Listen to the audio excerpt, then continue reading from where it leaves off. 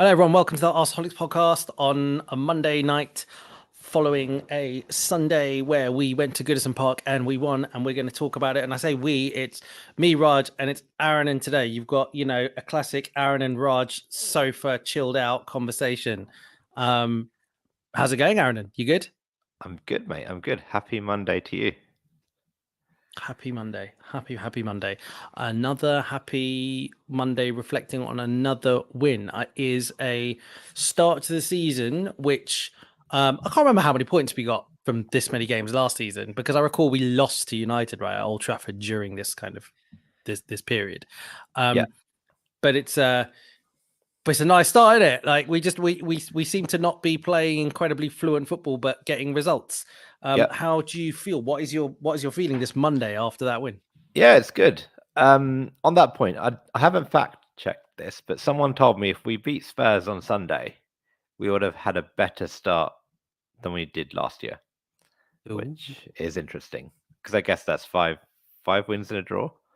Yeah, maybe you're right. That United defeat was early on in the season, so yeah, it's going okay. Look, I think when I look at the game, the overall performance, we're still not playing great, right? I think you can say that, especially going forward, it hasn't really clicked for various reasons, but we're still getting the points. And Everton, they've been really bad for the last 3 or 4 years, but we always seem to struggle to win there.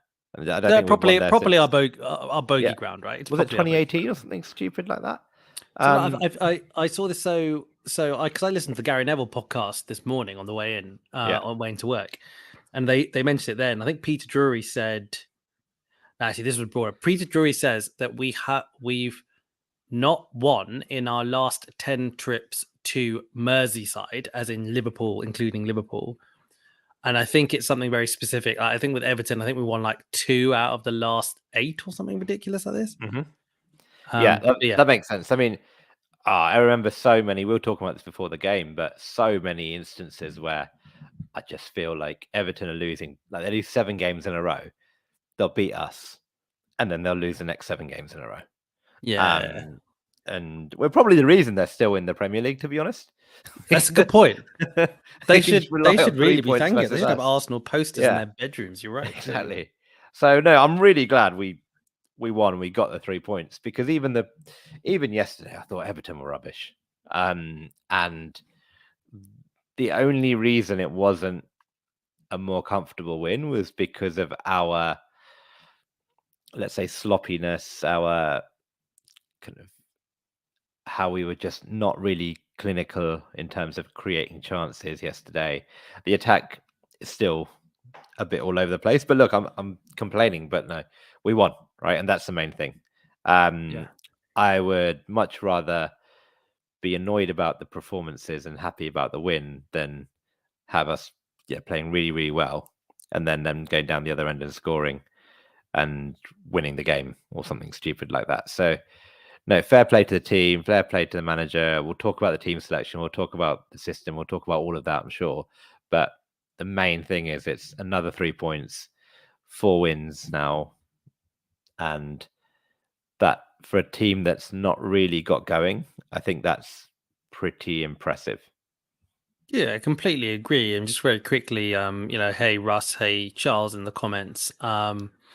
Hope you guys are having a nice evening and also happy after a win. Yeah, look, I mean, you're right. It's just we'll get onto the team selection, and one of the big points there was on goalkeepers. But I think as a sort of general point you made with Everton, do you feel that this is the worst Everton side that we've played in a while, despite even the times in the past recently where they've been a bit crap?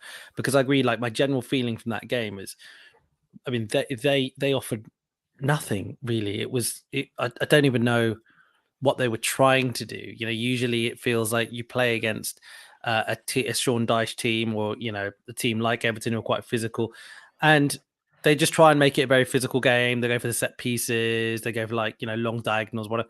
I didn't really get any of that. It was really weird. It was really weird. And they've lost their superstar, Alex Iwobi. So Yep, that's it then, isn't it? it's all downhill from here, right? So look, I don't get it, man. I think I remember thinking when they bought Calvert-Lewin off the bench, and a few years ago, Calvert-Lewin was he playing for getting an England call up and stuff like that? Oh, yeah. And do you remember there was the whole it was like the time where Ancelotti was manager, and Ancelotti made some comparison to Inzaghi. And he basically said, yeah, because he made this very specific thing where he was like, oh, it was words to the effect of, when I coached Inzaghi and made him understand that he didn't need to touch the ball very much in the game, score a goal or something like this. And he made some link to Calvert-Lewin, and then everyone started going, "Oh my god, like Calvert-Lewin's being compared to Inzaghi and all this kind of stuff." And you remember then it was like he's getting linked with these massive moves. Like everyone was like, "Oh, Dominic Calvert-Lewin should go to Arsenal," and like if Arsenal are clever, they go buy him. Like, even loads of Arsenal fan base, mate. Well, I mean, he's just a crap Peter Crouch, really, isn't he? Yeah, I don't get it. I look at that Everton team and I just think, if you're an Everton fan, and I've said this before, in that I think I have genuine sympathy for Everton fans, because I've got this thing now where whenever I play fantasy football, I just refuse to put Everton players in. And I made an exception this season because I thought this is the year. I brought Pickford in and he's been rubbish.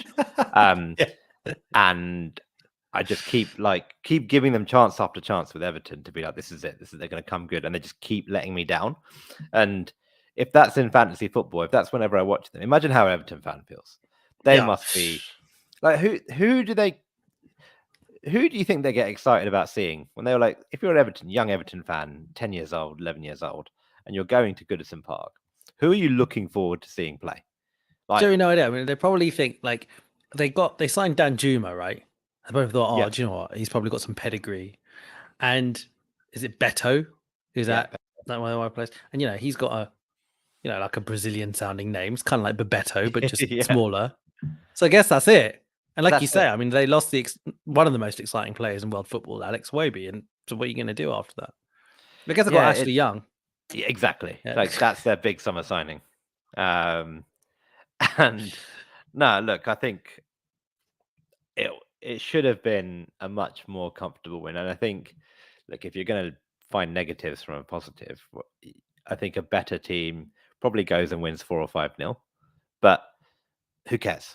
Who cares? Is it because are we being more stoic? Do you think this is it's not even really a case where we're not playing well in inverted commas? Like, because I was really, I know it's Everton and they offered nothing, as we've just discussed, but I felt that we were incredibly well organized, and I felt there was never like a moment we were getting exposed. Like Saliba was imperious, and maybe with Declan Rice, he gives you some extra kind of great off the ball smartness. Do you think it's just therefore the Arsenal that we need to get used to, and we're just going to be less, exciting in that way, but we're going to therefore just get more of these grinded out, solid, impressive, professional, tempered wins? No, I don't think that was the plan. I think there was a plan to go and win this game comfortably, but the players just constantly made the wrong decisions and didn't really play well enough to create enough chances.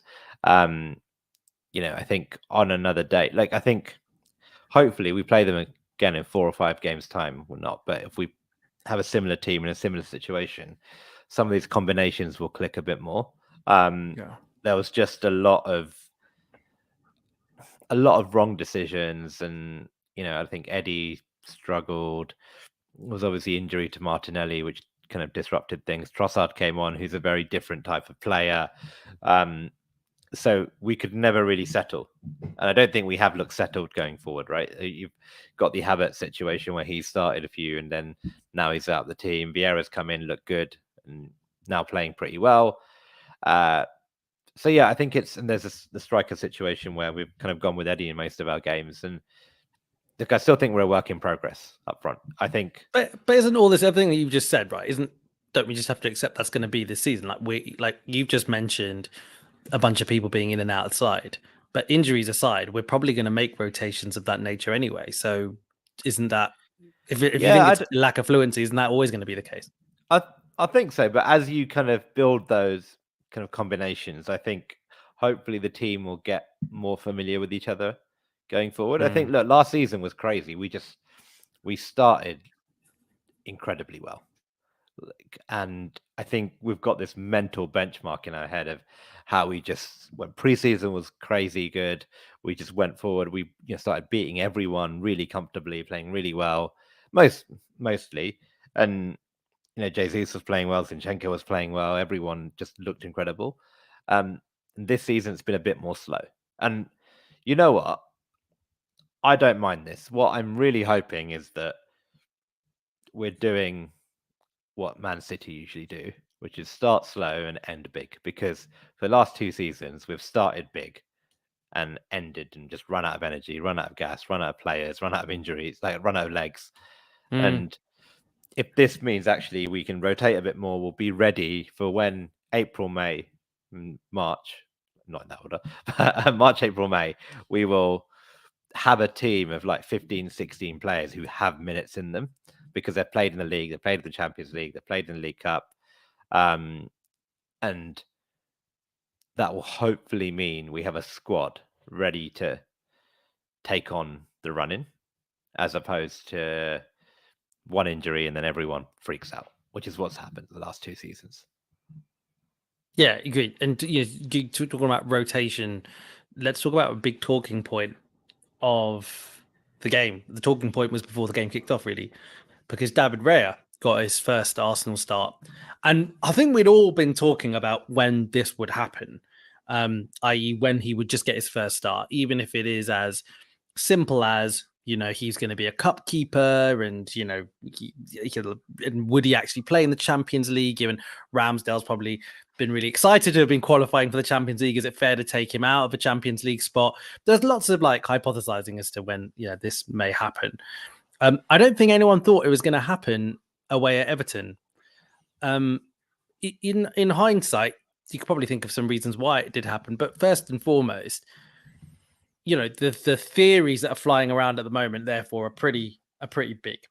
If you take some of the Arsenal accounts, for example, Le Grove has been, one of the bigger Arsenal accounts who I think has said from the start that they sort of believe that us signing Raya was a very, very clear, we don't really have that much faith in Ramsdale anymore, and it's just going to be an eventuality before Raya takes the number 1 spot. There are other theories out there that sort of seem to back more of the sounds that Arteta's coming out with, which Arteta keeps coming out with. We need competition in every position. Goalkeeper is no different. I want 2 really good goalkeepers. I signed Raya because Matt Turner wanted to leave. He's playing that down. What do you think? So Raya started, and what do you think this means? Because connecting this to Charles's question, Charles says, question for the pod, goalkeeper rotation will be now a thing, ? In season, in game, is it really feasible considering when defensive stability has been the cornerstone of title charges and defenses from time? So do you want to take it all away with your thoughts, mate?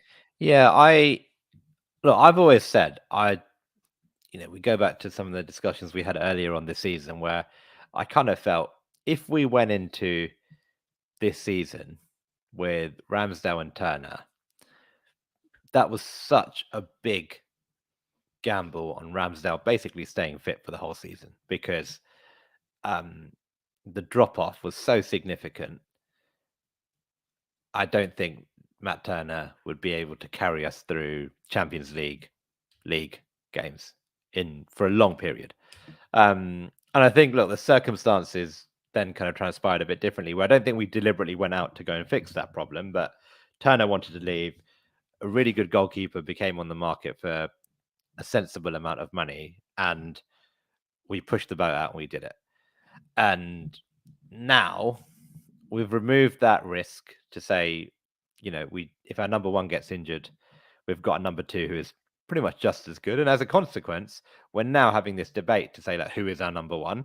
And I think what Arteta's hinting at is there's this concept of a number 1 probably won't exist anymore.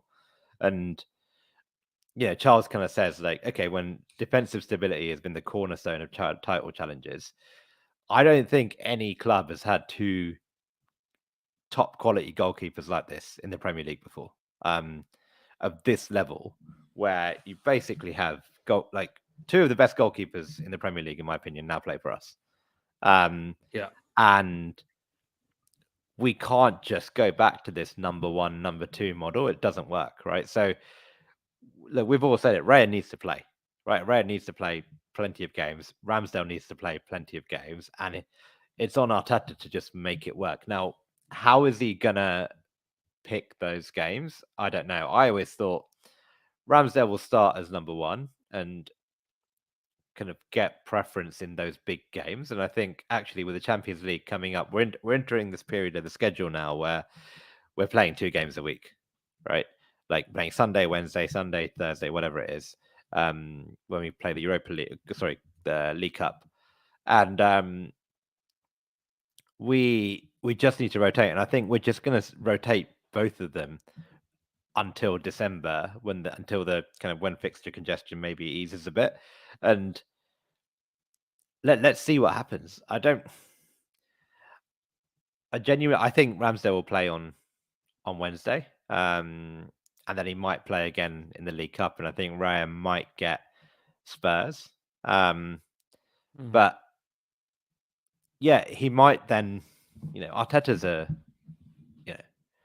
genius sometimes, where I think he might be looking at each individual goalkeeper, look at the qualities they bring, and say, actually, you know what? Raya's strong points, like when he comes out for crosses, he looks good. His distribution's good. But actually, in a game where I think I'm going to be under the cosh a bit more, and the opposition might get more shots on those one-on-ones, I prefer Ramsdale, for example. I don't know, but it's a really good problem to have, man. I think it's just one of those where you know what the perfect example is when Partey got injured, right? When Partey got injured last season and the season before, we were devastated, right? We were like, this is crisis, season over. What do we do? When Partey got injured last week, like we were just like, that's annoying. Because we have an even better top class, like number 6 in Declan Rice. And we thought, actually, this makes it even better because we can see Declan Rice on his own, and that's great. Okay. If you find out next week that Ramsdale is injured, I reckon there's a few fans that might even be a bit excited by that because they're going to be like, oh, I get to see Raya for 3 weeks or whatever. And that's the level of squad. That's what you need to basically take on Man City. You need this super squad of like excellent quality players because we're up against unlimited money, and we need to go higher. We need the bar needs to be raised. The benchmark needs to be higher, and I think we just need to get used to it. I don't know who's going to start on Wednesday. Who do you think? I think what you said at the beginning is actually what I think. So I think Ramsdale will start against PSV, and I think that Raya will take the gloves against Spurs, because I think that as much as Ramsdale's been voted PFA Goalkeeper of the Year, he's kind of one of the Yashin Award nominees. He's obviously a very good goalkeeper. Whatever, we can pick little holes, but he's obviously, objectively, based on what I've just said, a very good goalkeeper. But I think that if you could criticize him, you'd have to look at our home record and the fact that we always concede. And although that they're not always his fault, and I mean, I can't even think of any one which was purely his fault. I can think of a lot of goals where I've thought, could he have done a little bit better?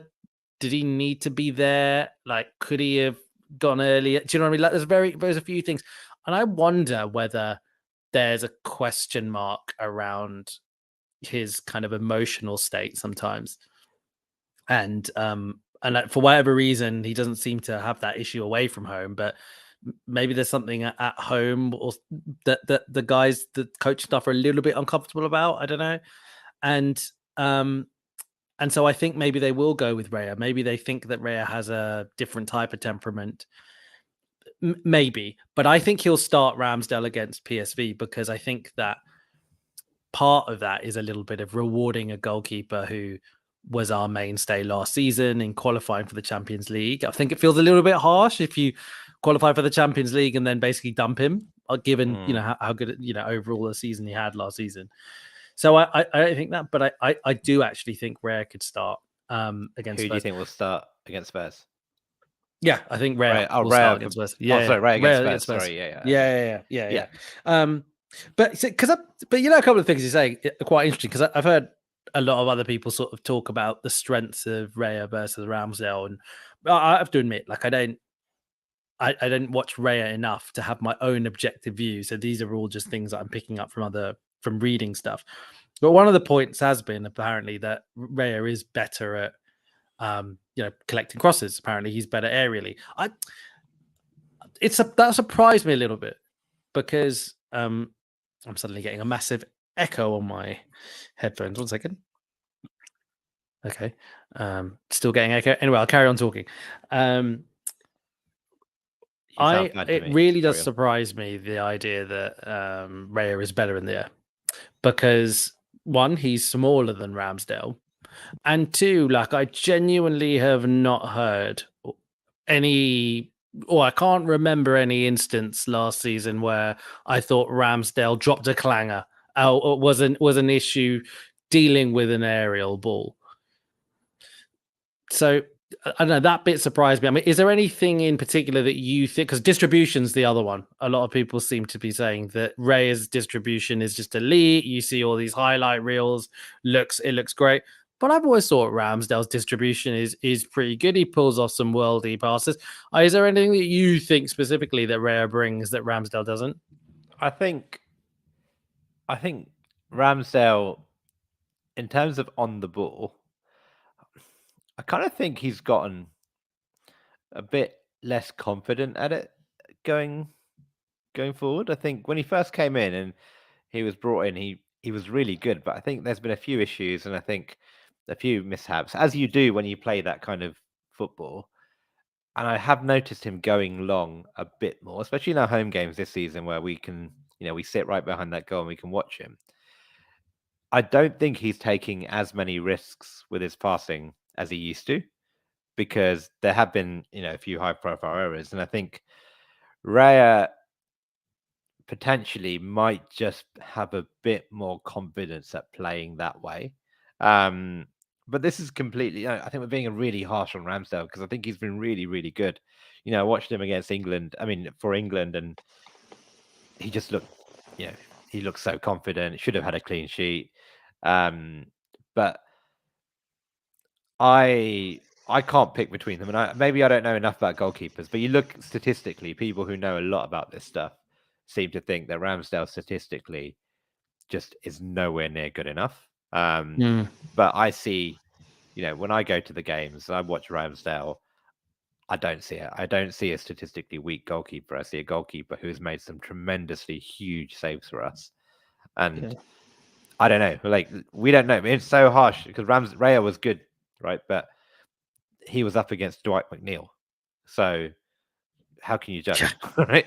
Yeah, he didn't have anything to do, did he? No, he had nothing to do. So all he could do was be like, you know what? I can work him up. This is a training ground game for him to just work on his passing and work on coming for crosses.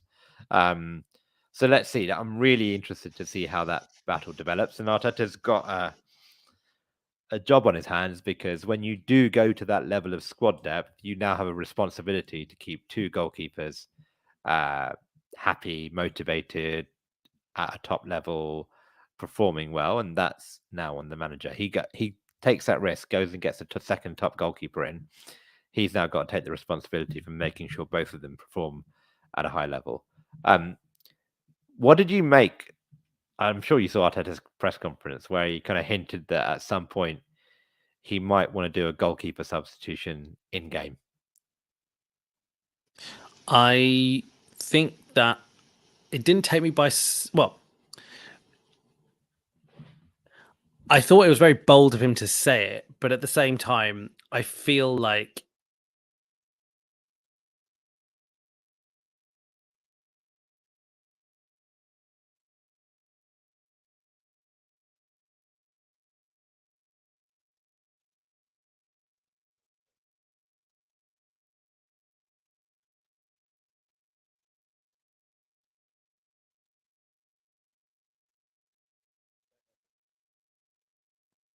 I don't know if it's me or I don't know if it's Raj, but I can't hear him anymore. He's frozen. If you're watching in the comments, let me know if Raj is frozen for you or if it's just me. Okay, thanks, Russ. Raj has indeed gone to sleep.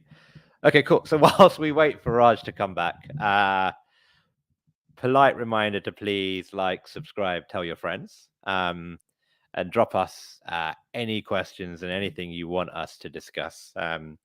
This is the 2 minutes you have to get your questions in, no matter how stupid they are, before Raj comes back. But look, I just want to jump in on that goalkeeper situation. So I do think that Raj will tell us now that he's back what he thinks about as the goalkeeper substitutions. But I just wanted to keep you on your toes. That's all I was doing. Just keep you on your toes. I was just saying that I think he's going to do it at some point. Arteta will absolutely do a goalkeeper substitution. I'm going to go out on a limb and say he's going to do it this season. There's going to be some game because he said it. Because he said it. I think he'll do it because he said it. I think he might do it in a League Cup game to like start off with, just to like test it out. But then after that, I think it's good because you've got 5 subs as well now. So, it's not like in the era of 3 subs, one sub is like, it means you probably can't bring on another striker if you go a goal down or something like that. But it's going to be interesting. I just can't I don't understand football enough to understand a scenario where you go, that's a substitution I want to make. Like all in all, because I understand that, I think his point is that, goalkeepers can have different qualities in the same way that 2 strikers can have different qualities. And I get that. But in a game, because I think what he was sort of implying, or maybe he wasn't implying, that I took what he said to mean it from an attacking sense. So I took it to mean that I would make a goalkeeping change because I would want that change to make me better offensively, because I've noticed something in the game which means that, the distribution of, one of these keepers is better, and that's going to bring on. I perhaps didn't analyze what he said from a defensive standpoint. I think he meant defensive. Perhaps. So maybe that's different. Because what he said was, it was a bit weird the way he worded it, but he said, look, there were 2 games where I wanted to make a goalkeeper sub, but he basically said he bottled it. But then he instead brought on a defender for a striker, and then we ended up drawing the game. So if what he said is true, is true, I can't imagine it of being at any point last season. I can either imagine it. Right? It's got to have either have been this season or when he had Leno and Martinez. I think it must have been, because there's no way he's thinking, okay, we're 1-0 up. What this game needs is Matt Turner. Exactly. Like, I don't know, no disrespect. Unless we completely have underrated Matt Turner, but maybe I think he's kind of alluding to that. Okay, they bring on a striker, they're throwing in crosses into the box. The one game I kind of felt like it might have been would have been like Anfield away last season, where I think he, you might be saying that crosses were coming in. Maybe if we had a better goalkeeper, we could have done it. But I don't think Matt Turner is that guy. So he must be referring to either a couple of games where that first half, was it the first half of last season when we started Leno and Ramsdale? Or am I making that up? When did Martinez go? No, it wasn't. Was it? Jeez, I'm forgetting. Martinez left. Was it a couple of years ago now? So Turner was signed. Turner was last season, right? Yeah. Okay. So if Turner was signed at the beginning of last season, then it was definitely season Leno. That, yeah. Yeah. Exactly. Yeah. Anyway. But yeah, I think it's going to be an interesting time. But I think I'm with you. I think Ramsdale on Wednesday and Raya on Sunday. Yeah.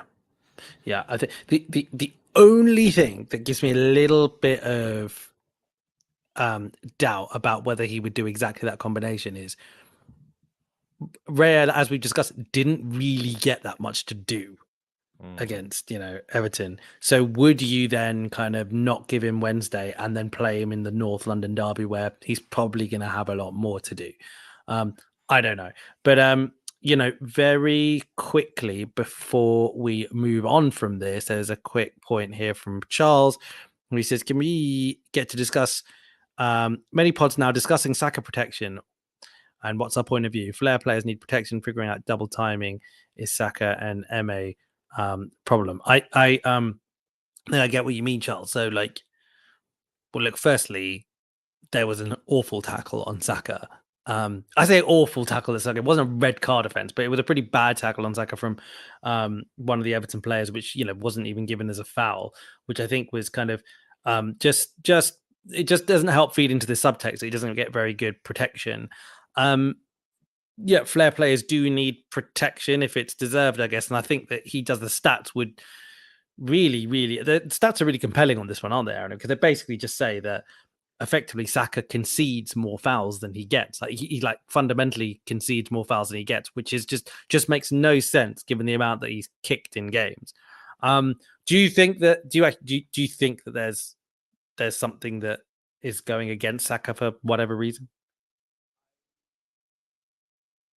I do think that Saka is. I think now that Saka is now basically one of the best wide players in the league, and when you're up against one of the best wide players in the league, you probably double up on it. And you saw there were moments on Sunday where I think Everton, quadrupled up on him.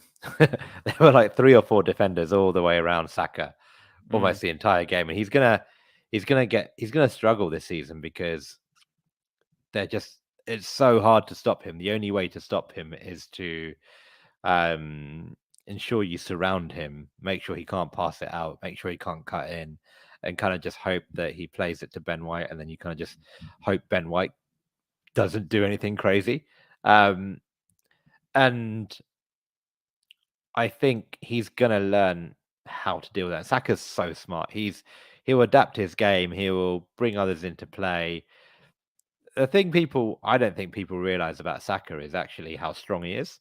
For a little, I don't know how tall he is, but for someone relatively small, he can take. I think he's weirdly not that small, although he looks.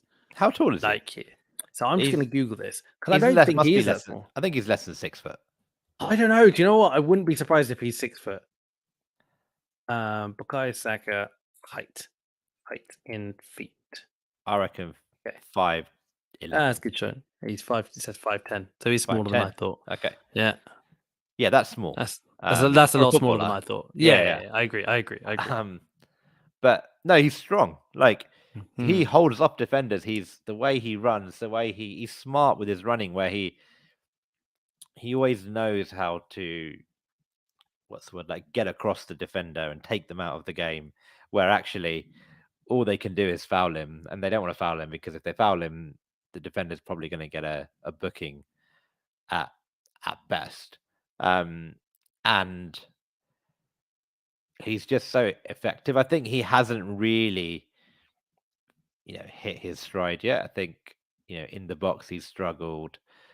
His spinal ball sometimes has been lacking.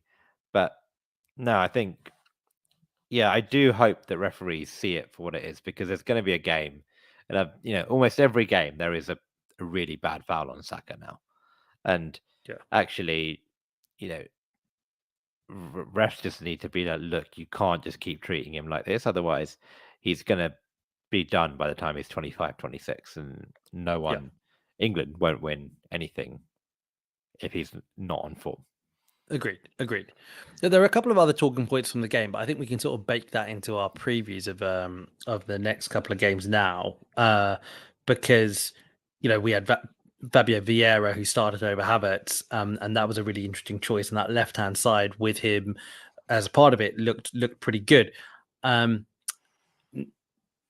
looking at the PSV game in midweek, this is the return to the Champions League, and it's like something that we've just been craving to hear that beautiful music on a Tuesday or a Wednesday night at the Emirates, and it's back again. And I personally cannot wait. It's going to be awesome. But I genuinely have got no idea of what I think the team's going to be. This is, we're going now. We're very much in a 3-game-a-week territory. I say 3-game-a-week. You know what I mean? 3 games within an 8-day period or whatever territory. And we've come, one of them was away at Goodison Park, a place that, is tough for Arsenal. It's a physical place. It's a physical game. We've done that. And now we've got our very emotional return to the Champions League midweek. And then we've got the North London derby, which is just like, arguably Arsenal's biggest home game of the season every season. So what's your thinking going into this this game? Because we're also playing PSV, who aren't definitely aren't the worst side in our group. And, just not that I'm a keen Eredivisie, connoisseur, but the league table is pretty compelling for PSV. They've 4 games this season they've played. They've won 4. So they're top of the league, and they have conceded just the 1 goal. So played 4, won 4, scored 13, conceded 1. So they're doing pretty well. So what? Yeah, exactly. What's your feeling? How do you feel going into this game? Look, I think I'm really looking forward to the game, because I think this is one for like the fans. I think where it's not like for the players. None of them played for Arsenal 8 years. Was it 8 years ago now? And they don't. Yeah, it's been 8 years, but it hasn't been 8 years for the players, if you know what I mean, right? Where a lot of them have joined the last 2-3 years, where they've been sold this dream of, okay, I want to play in the Champions League. And maybe for some of the academy kids, they'll know it and feel it a bit more because they would have been at least with the club, right? But I think for us fans, it will feel really, really special, because we will kind of just feel like we're back where we belong again. And we've wanted to be kind of up and amongst the big teams. We wanted to be in with the chance of winning the big prize. We wanted to have those dreams of going all the way to Wembley this year. And I think we as fans will be really, really up for it on Wednesday. And I think the manager will be too. It's his first ever Champions League game, right, where he's managed. And yeah. So he's going to be up for it. He's going to have to he's going to be well excited to do that. And for a lot of players, they'll be making their Champions League debuts. But then after kickoff, I think we'll kind of realize we're playing a level of opposition which is good in the Champions League. There's no bad. It's not like a Europa League where you can kind of have a day off. You need to be on your game. You can't mess about. But it's still a team that you think we will be favourites to win. I think, knowing what you've said now about the start they've made, we might be a bit more conservative in that sense, and being maybe a bit more cautious, maybe a bit more nervous. But I think with the crowd, the atmosphere, I'm really glad we're at home first. It just means that we can kind of just show that we are a team that is here not just to take part, not just for sentimental reasons, but we're a team that actually, if we play our cards right, could go really, really far in this tournament. Yeah, completely agree. What do you think it's going to be for selection, though? Because I'm starting to worry about overplaying 1 or 2 of these players, but specifically one, which is William Saliba. I think, against Everton, again, there were just moments where I just thought, geez, this guy is just... He's just getting to this level now where he just looks like Van Dijk-esque, and he's so young and he's so just elite, and he's going to be so important for us. But it's just a bit scary that he's, aside from Ben White, he's our only really recognized right-sided centre-back, and Ben White plays at right-back. Now, do you think that there's a chance that our Japanese defender, Takahiro Tomiyasu, is going to get a chance? to play at centre back, because he does play at centre back for Japan. Yeah. And he's, we've discussed this on the pod various times. He's a fantastic defender. Like, I think defensively, he plays right centre back for Japan, I think. perfect. Do you know what I mean? But I don't think he's ever played right centre back for Arsenal, has he? I don't think so. No, I think I don't think he's ever played right centre back for us. But it feels like we surely cannot play Saliba every single game, and it doesn't feel like he wants to, or he sees Gabriel as someone who can play centre back when we play that kind of sort of back three type thing. So, I mean, I don't know. Like, I think I'm a bit nervous at the idea of Saliba starting and then starting on the North London derby as well. I feel like that's a lot. It's a lot for a young centre back. It's still so early in the season. Like, it's game. But isn't that scarier? What if he gets injured this early in the season? Like you'd expect. I don't think he's going to be fatigued, right? I don't think he's. I know he played. I don't know how much he played. I know he's definitely started at least one game for France. But I think, at this level, you expect your players to be able to play twice a week. And we've just got this. We've been so lucky over the last 4 or 5 years where we've had the Europa League, where players have basically gotten away with, for the first half of the season, only really playing league games. And then we kind of half rotated in those Europa League games where we played half the first team and half kind of the squad. But I think we will use the squad. I think we'll rotate, but we will, at this stage of the season, I think you expect to play your best team. And I think in this game, we probably will play our best team because they'll all be well up for it. But I think a player like Tomiyasu, who's playing well, had a really good game against Germany for Japan, has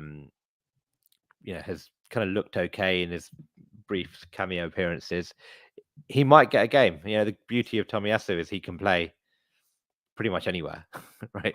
So, I wouldn't be surprised if Tomiyasu starts, maybe even at I don't know, where would you play? Maybe at left back if we're worried about just defensive security and want to keep it tight. But then Zinchenko offers us so much going forward that I can't see that happening. I honestly think we'll play our strongest back four. I mean, we've had the goalkeeper discussion. Let's see how that goes. I think Rice will play. I think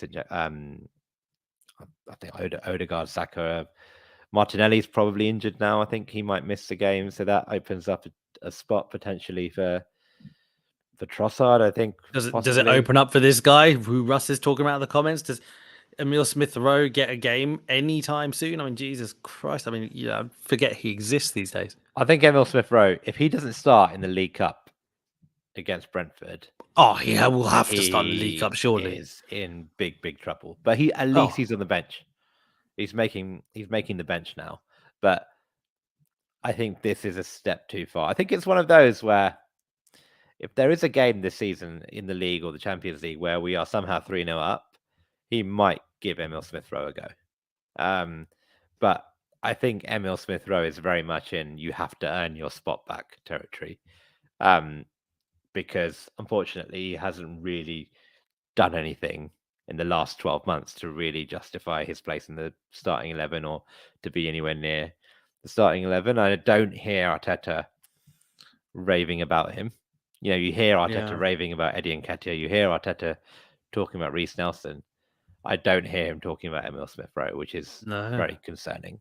But no, I think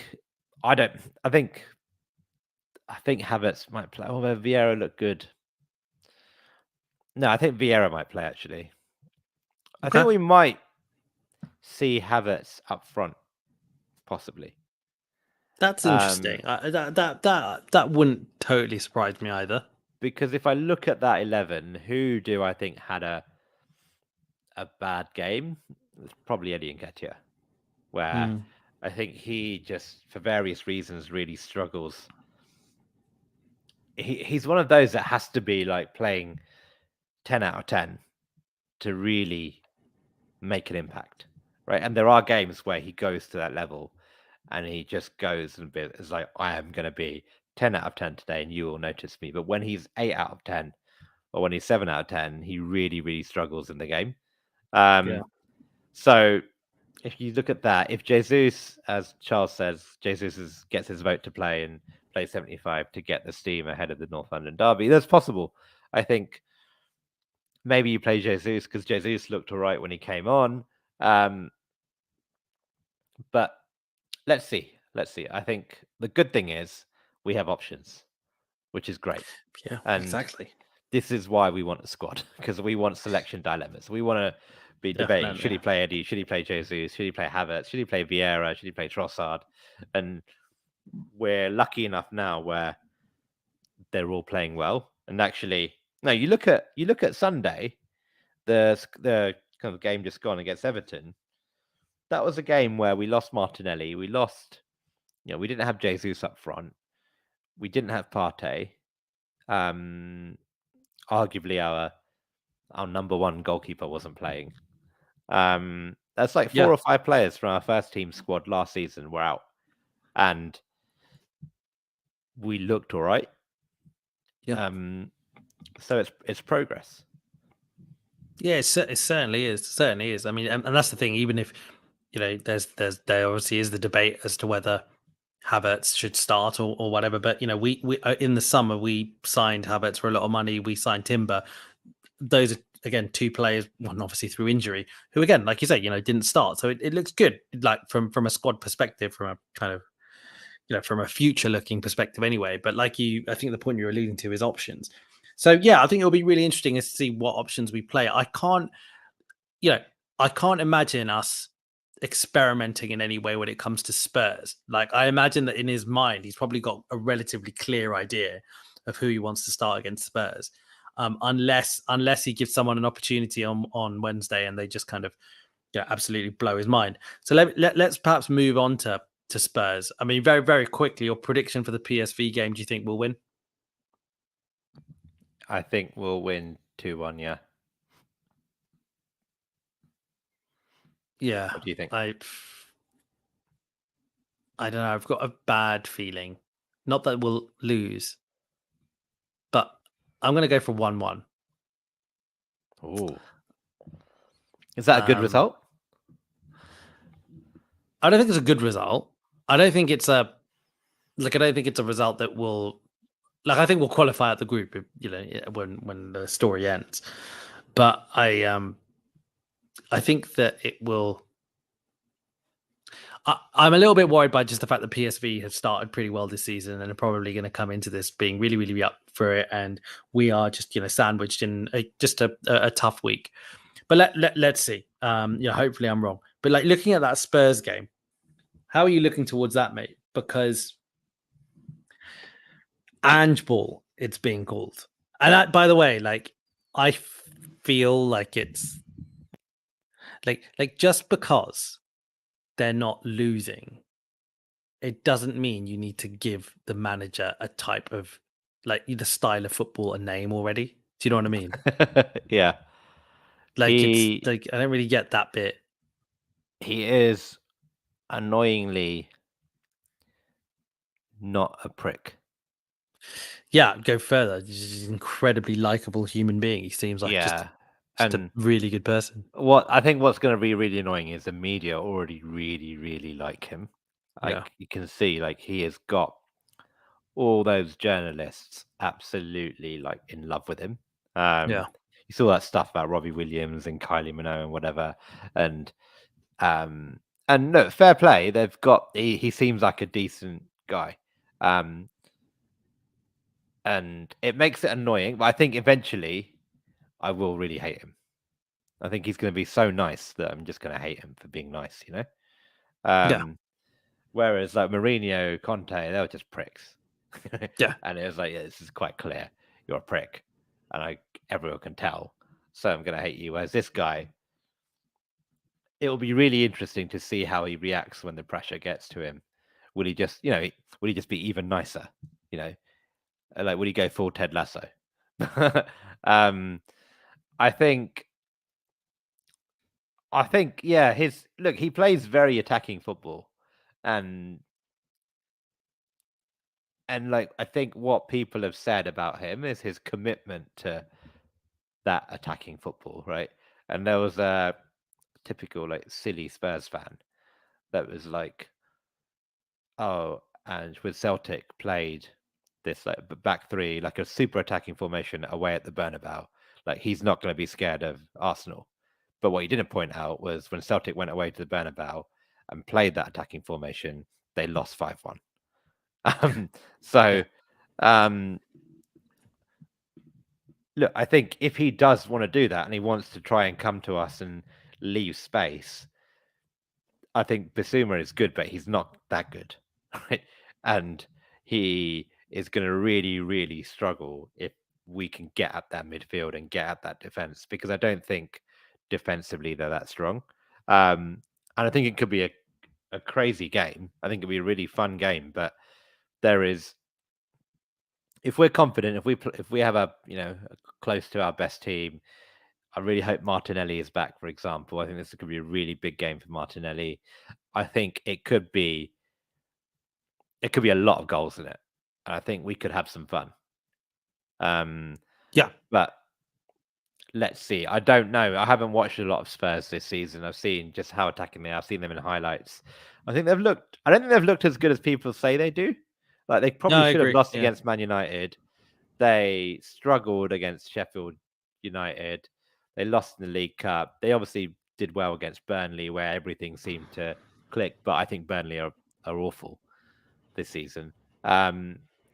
So let's see. I think it's going to be a big test. We'll learn a lot about Spurs, but I still comfortably think that we are a much better team than them this season. Yeah, I agree. I mean, look, at the end of the day, if they had come off losing to Sheffield United, which they were very, very close to doing, then all of a sudden the narrative is very different. Yeah, and even if they drew, like the narrative is somewhat different. But to win in the way that they did, it's 3 points, and that's all that really matters. And I'm not knocking, certainly from an Arsenal fan, given what we went through last season, I'm definitely not knocking like last minute type winners and the effect that can have, and how valuable it all is. Don't get me wrong, but I agree with what you're saying. Like they are not the finished article by any stretch of the means. And there were the, I can't remember which website it was, but it broke down all the teams' opening fixtures so far, and ranked how difficult they were. Now Chelsea came out with the easiest fixture list thus far, which is interesting. And I think Tottenham came out second. We came out fourth really? or fifth. So yeah, like so second easiest. Tottenham have had the second easiest set of fixtures out of any out of all the clubs in the Premier League so far. Ah, okay, that's surprising. So Chelsea allegedly had the easiest. They've had some. They've had what? They've had Man United. Well, they've had Burnley, I guess. They've had Sheffield United. Well, they had Man United and they had Chelsea, right? Is that right? Did they have Chelsea? Maybe not. Okay. I don't think they did. But anyway, anyways, I feel like it's going to be a really interesting game, partly because I think that Arteta will feel a decent amount of pressure on this game, actually, because Ange's got nothing to lose here, right? Yeah. He's going to play this style of play, and if he gets beat, it's fine. I mean, look, Spurs fans don't like losing to Arsenal, but he's built up credit in these first few games anyway. So they'll kind of say, fine, whatever, like, it is what it is, etc. Like, obviously they won't want to get absolutely pasted. That's different. But still But Arteta will know that there is no way, like the idea of us getting beaten by Tottenham under a kind of new manager who's playing like kind of really good football, and he's only been there 5 minutes, is a lot, I think. And I think therefore Arteta will do everything humanly possible to get us completely ready. Like, I think the attention to detail that he's going to have coming into this game, and I know that there's not that many days to prepare given PSV, but I think that he will be making the players feel very, very acutely, that this is a huge game and they need to win this. Mm-hmm. I think he'll want them to win it pretty well. I think it's going to be really interesting. I really do. I'm a bit, it's quite interesting with these these comments. So Charles saying Ange Ball is a fad, new manager bounce, nothing much. Yes, he's experienced, and Spurs post Harry Kane as a free bird, but they're just playing as they have been with Kane as well. There is no radical. I don't know if there was more that you meant to say after that, Charles. But no, I get you. Again, I don't want to really knock it too much. I don't want to sit here and seem like really bitter about the fact that okay, Tottenham clearly aren't very good and all that kind of stuff. Like they may be. Here's the thing, right? They're playing 2 competitions this season now. Yeah. It's nothing. And I genuinely think that they've got a good chance now of finishing in the top 5 because you can just do that on vibes. If you're only doing 2 competitions, and the fact that they are playing good football means that like they will probably win games by just playing lots of attacking football. And the games that they lose, they may just not lose as much as 15 other teams. Do you know what I mean? Like and then get there. Like it's very possible. And that's all. If he does that, if he gets into the top 5, right? Like, that's amazing for them. Like, that's huge. To lose Harry Kane in the summer and then qualify for the Champions League the next season is huge. It doesn't matter that you're only playing in 2 competitions. The history books don't care about that. So, like, there's a lot of good vibes, and I think it's really up to us to step up to the plate this weekend and just say, no, we are actually really good, and we've had a coach for a number of years now, and we have got far better players we have than them. Like Charles has made this thing again, here he sort of talked about how Odegaard's almost being compared to Maddison on social media. That's ridiculous. Like Odegaard is genuinely one of the best players in the world right now.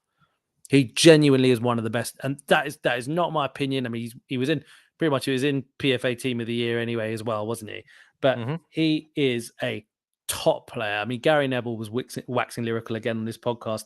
I'm not saying I agree with everything Gary Neville was saying, but he was making an important point where he was basically saying there are some players who kind of transcend in this like small bracket, and he put sort of KDB and he put Silva in this bracket of players that you watch and you just think they are so unbelievably silky at another level, and Odegaard is like there. He's playing in that sphere. It just, he's magnificent. And so, look everywhere else on the pitch.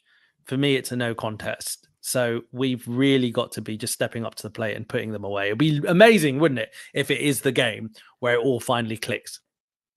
Yeah, I think you're right. I think, look, this could be, depending on how they set up, a game where they just say, look, we'll try and play football against you and see how it goes.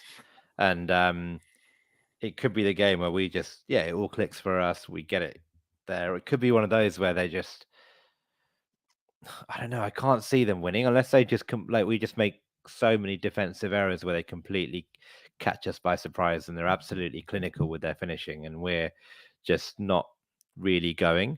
But I'm still really confident that we'll win. But you're right. I think what you said earlier, this is a complete free hit for Spurs. Post Kane, no one's expecting anything. They could finish 7th. And I think Spurs fans will be like, okay, it's cool. We'll rebuild. We're on for next season. They could literally lose 6-0 to us on Sunday. I don't think that many Spurs fans will be a little bit annoyed, but they can look at the big picture, look at the direction, look at the vibes. And I think they can probably he can live off that as a manager, that credit in the bank, like you say, for at least a few months. Agreed. And because he comes with no history, and I think Spurs fans have just been burned so much with all these short-term managers. They desperately need someone to guide them through this rebuild, so they will be patient. Whereas for us, yes, it's a North London derby, but we've got our eyes on a much bigger prize, right? And we're feeling the pressure already of being in a title race against City, who have just won everything, where actually every point dropped just feels so significant. So I think the pressure is all on us, unfortunately. And I hope that pressure doesn't get to us. I think a good win on Wednesday will really help that.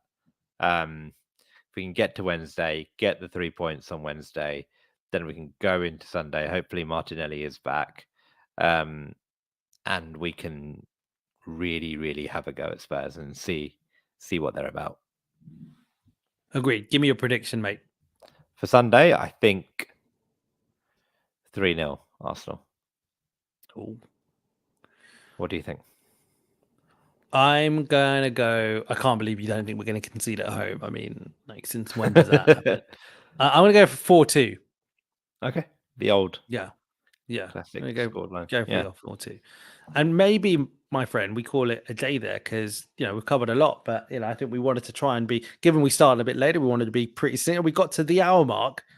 That's pretty good because we normally and we're go done. over. But Yeah. yeah, exactly. There you go. Listen, thank you everyone for all your comments. Charles in particular, thank you so much. Russ, as always, really appreciate it. And yeah, Dave, Gary, really appreciate it. Good to see you, Gary. And yeah, cool. All right. Well, listen, everyone, thank you so much, and enjoy another week as an Arsenal fan. A really, really busy week, and let's really hope we can come away with more wins for the next time that we record. Cool. Aaron, thank you very, very much. Indeed. Thank you all for joining us. Cheers. Bye-bye.